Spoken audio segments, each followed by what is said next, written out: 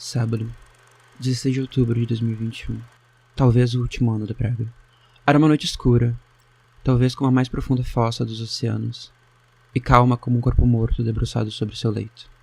Até que o silêncio que reinava sublime e pairava no ar como uma névoa densa, foi cortado ao som de 3 golpes em minha porta. Era uma convocação. Ao final do 6º pôr do sol após aquela noite, haveria uma reunião de pessoas seletas com o objetivo de comemorar a aproximação do dia de Halloween, e aqueles que não comparecessem a caráter para tal evento sofreriam das piores mazelas já vistas pela medicina moderna. Sem pensar 2 vezes, agarrei o primeiro caderno e caneta que estava em meu caminho e comecei a desenhar aquele que seria meu traje para essa ocasião.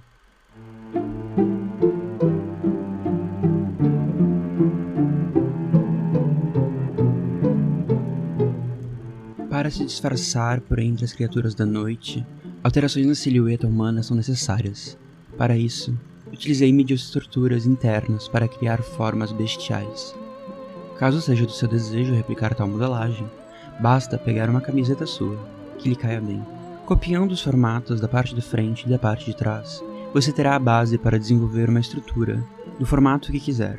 Exagerando formas, poderá criar pontas, mas terá que acrescentar um triângulo para garantir que elas fiquem de pé. E não esqueça, teste seu molde em papel antes de passar para o tecido. Para garantir a rigidez da estrutura, utilizei restos de peças de jeans, cortando cada peça 4 vezes e juntando de 2 em 2 uma espécie de pad stitching, que é um ponto no qual você junta 2 peças de tecido ou mais com pontos diagonais perpendiculares, fazendo que essas peças se comportem como uma só.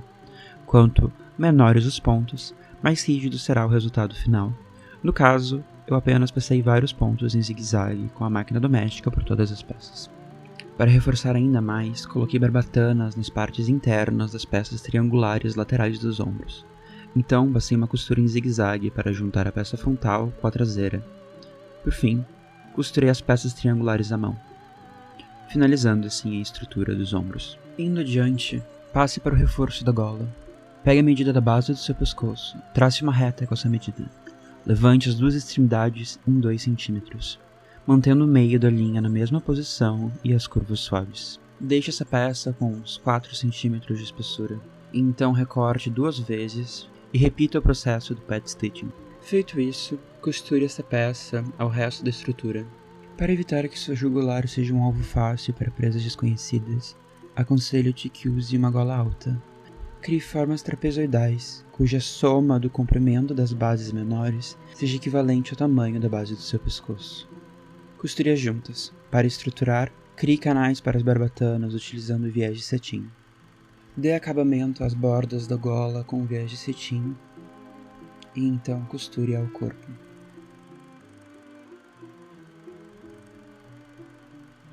Então, sinta-se livre para colocar a camada de tecido externo.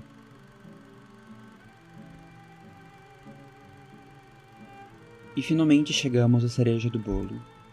Para a capa, crie o maior retângulo possível com a quantidade de tecido que tiveres disponível em sua casa.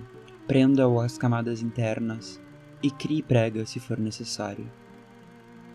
Optei por reutilizar uma peça com colchetes e ganchos para o fechamento de minha capa. Por fim, sinta-se livre para adicionar adornos e forro de sua preferência. Então isso nos leva para o resultado final.